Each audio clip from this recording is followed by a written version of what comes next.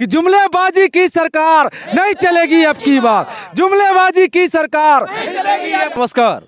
सहारा India में लगभग 13 करोड़ लोगों का पैसा फंसा हुआ है और ऐसे में ये जो 9 दिन से लगातार चाहे दिल्ली के जंतर मंतर हो या फिर दिल्ली के इस रामलीला मैदान में इन लोगों का धरना प्रदर्शन बदस्तूर यूं ही जारी है। और इसका फलसफा ये है कि जिसका अंजाम आपने देखा है, दिल्ली के जंतर मंतर से एक बड़ा ऐलान किया गया, एक बड़ी बात कही गई कि जब तक हमें अपना हक और अधिकार यहाँ से मिलेगा नहीं, हम यहाँ से जाएंगे नहीं। हालांकि पुलिस ने इनके साथ जबरन ज़बरदस्ती तो करी, लेकिन इनके हौसला को नहीं तोड़ पाया। ये जितना हौसला अफजाई किया जाए उतना कम होगा, क्योंकि इस बार जो सहारा का पैसा लेने के लिए आए हुए हैं और ख़ासतौर पर सरकार से जब बातचीत होती है तो ऐसे में किस तरीके से सरकार किनारे कर लेती है अलग अलग बातों को लेकर के, या तो आश्वासन के दौर में या फिर कुछ नई बातें ऐसे बोल के। हमारे साथ में हैं शुक्ला, जिनसे हम बातचीत करेंगे और जानने की कोशिश करेंगे कि ये पूरा प्रकरण किस तरीके से आप लोग देख रहे हैं। नमस्कार।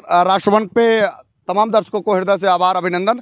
हम सभी लोगों ने 27 को एक कार्यक्रम को ऑर्गेनाइज किया था और देश की सरकारों को इस बात को बता भी दिया था कि 13 करोड़ निवेशक और 12 लाख कार्यकर्ताओं के भुगतान के लिए जो आप देश में कूट रचित साजिश करके सहारा प्रबंधन तंत्र के साथ मिलकर के देश के लोगों के साथ अन्याय कर रहे हैं, अब वो बर्दाश्त के बाहर है। निश्चित तौर पे हम सभी क्रांतिकारी साथियों ने प्रण लिया था कि अब करो मरो की लड़ाई लड़ने का समय आ गया है, तो हम लोग दिल्ली जंतर मंतर की तरफ रुख कर रहे हैं। हमने देश की सरकारों को कई पत्रों के माध्यम से दिखाया, बताया। देश की सरकारों तक कई जगहों पे छोटे से लेकर बड़े पैमाने तक हर देश के विभिन्न हिस्सों में बड़े आंदोलन किए, देश के सदन पे के बीच में कई मामले को उठवाए और तमाम कोशिश करने के बाद कुछ चंद सांसदों ने और तमाम विधानसभाओं में कुछ ऐसे चंद लोगों ने ही हमारी दबाव के नाते उस जगह पे जाकर के अपनी बात को रखा। लेकिन देश में 522 सांसदों से ज़्यादा है।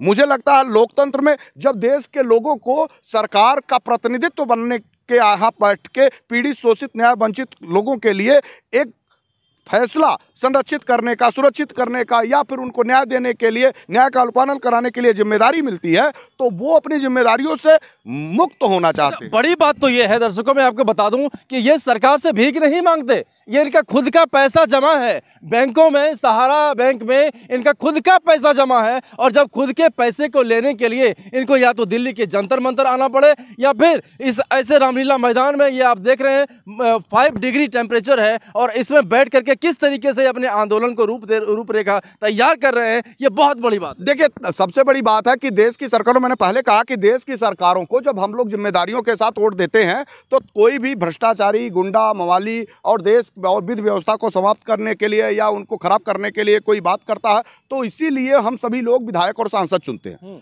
अगर देश में कोई महाभ्रष्टाचारी हमको लूट रहा हो, आप उनको लाइसेंस दे करके देश के लोगों को लूटने में बराबर की भागीदारी सुनिश्चित करा रहे हो, तो अंततः एक न्याय की प्रक्रिया की तरफ हम गुजरते हैं, वहां से भी दरवाजे शून्य से मिलते हैं, तो हम किसके पास जाएंगे?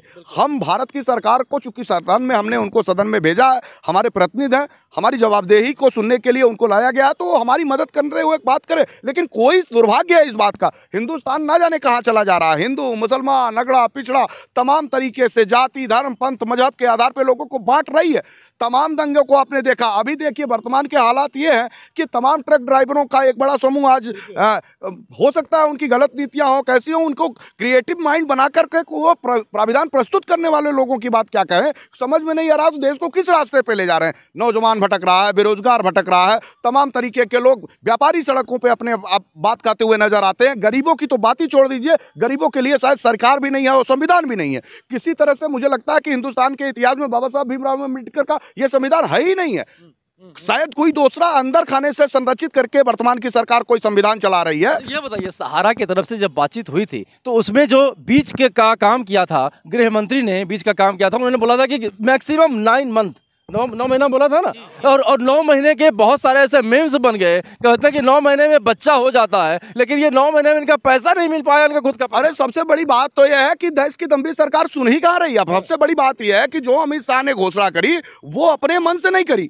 अरे लगभग 13-14 साल से ज्यादा जब सुब्रत राय जिंदा थे वो जेल जाते हैं, जेल के अंदर रहते हैं, माननीय सुप्रीम कोर्ट का हवाला देते हैं, देश के लोगों को गुमराह करते हैं, कोई ध्यान सरकारों की तरफ से उनसे नहीं जाता। कभी भी प्रायोजित करके सरकार एक कोई गाइडलाइन तय नहीं करती। जब देश के लोग ऑल इंडिया जन आंदोलन संघर्ष न्याय मोर्चा का गठन करते हैं, तब जाकर के हम 3 से 4 हजार FIR दर्ज करा पाते हैं। उसके पहले वो भी FIR दर्ज करा पाने में स्थिति में हम सभी लोगों को सड़कों पे उस तरह का मेहनत करनी पड़े, शायद एक संविधान में आम इंसान को मेहनत करने के लिए 100 बार सोचना पड़े। बड़ी हुजूम के साथ हम लोग, चाहे दिल्ली हुआ, राजस्थान हुआ, छत्तीसगढ़ हुआ, बिहार हुआ, झारखंड हुआ, तेलंगाना हुआ, यहाँ पे जा करके एक बड़े समूह की संरचना करनी पड़ी। अब बताइए ना, अपने पैसे का मांग कर रहा है हिंदुस्तान में कोई विदेश, भारत की सरकार से कोई ऐसी योजनाएं नहीं मांग रहा, अपने लिए नौकरी नहीं मांग रहा है, कोई और व्यवस्था नहीं मांग रहा जिससे उनकी विधि व्यवस्था प्रभावित हो, उनकी अर्थ व्यवस्था प्रभावित हो। देश का भ्रष्टाचारी लुटेरा सुब्रत राय देश की तमाम संपत्तियों को लूट करके अपने पास या तो उनके प्रबंधन तंत्र के लोग या फिर वो विदेशों को ट्रांसफर कराया है। देश की सरकार कहती है भ्रष्टाचार मुक्त भारत होगी। कौन सा भ्रष्टाचार मुक्त भारत हो रहा? अडानी अंबानी को संरक्षित करते हुए भारत की सरकार चल रही है। तमाम विदेश में लोगों ने कहा काला धन लेके आएंगे, वो लाएंगे क्या? लोग बाहर चले जा रहे हैं। और तमाम लोगों की बात कहें कि मुझे ये बताइए, सहारा पोर्टल की बात हुई और बड़े स्तर पे तमाम न्यूज़ चैनल से लेकर के तमाम जो है न्यूज़पेपरों में भी आया कि ये पोर्टल जो है ये सभी सहारा निवेशकों का एक बहुत बड़ा जो है वो क्या बोलते हैं उसको, एक ये राहत भरा जो है आपको पोर्टल मिल रहा है जिसमें आपको पैसा आसानी से मिल सकता है। वो कोई आसानी से नहीं, वो उनको छलावा था, वो सहारा को संरक्षित करने की एक चाल थी।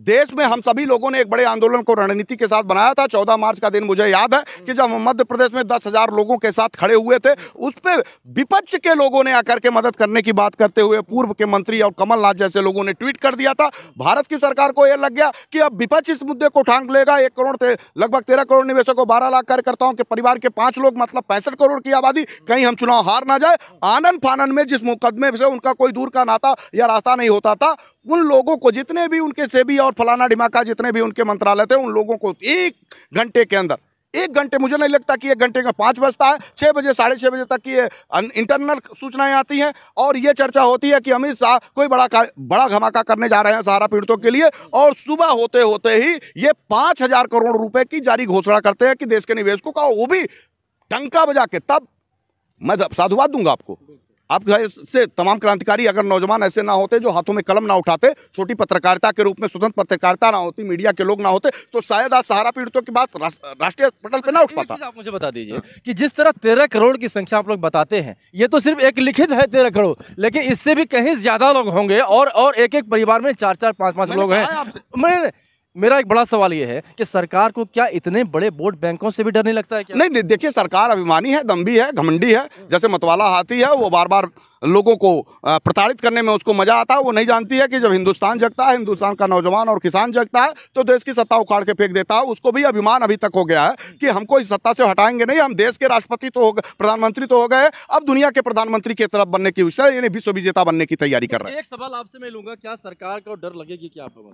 निश्चित तौर पर सरकार को लगातार मैसेज जा रहा है पूरे हिंदुस्तान से, जिस तरह से सहारा पीड़ित निवेशकों को लेकर के मोर्चा लगातार देश की सरकारों से मांग कर रहा है, तो आने वाले दिनों में निश्चित तौर पे इनकी खामियाजा को लेकर के बीजेपी से गवर्नमेंट को भुगतना पड़ेगा। क्योंकि लोकतंत्र का सबसे बड़ा जो है चुनाव इसी साल 2024 में होने वाला है और लोकतंत्र में महाशक्ति के रूप में देश के 13 करोड़ पीड़ित निवेशक हैं, जिनके परिवारों की संख्या की जाए तो 60 से 65 करोड़ लोग हैं और हम लोग भारी पड़ेंगे। ये जुमलेबाजी की सरकार को लगातार सोचना होगा कि पोर्टल के नाम पे जो आपने छलने का काम किया, हिंदुस्तान के तमाम वो सहारा पीड़ित निवेशक समझ चुके हैं सरकार की इस गंदी चाल को। बीजेपी सरकार को लेकर के हमारे देश के तमाम निवेशकों ने यह नारा दिया है कि जुमलेबाजी की सरकार नहीं चलेगी अब की बार, जुमलेबाजी की सरकार नहीं चलेगी।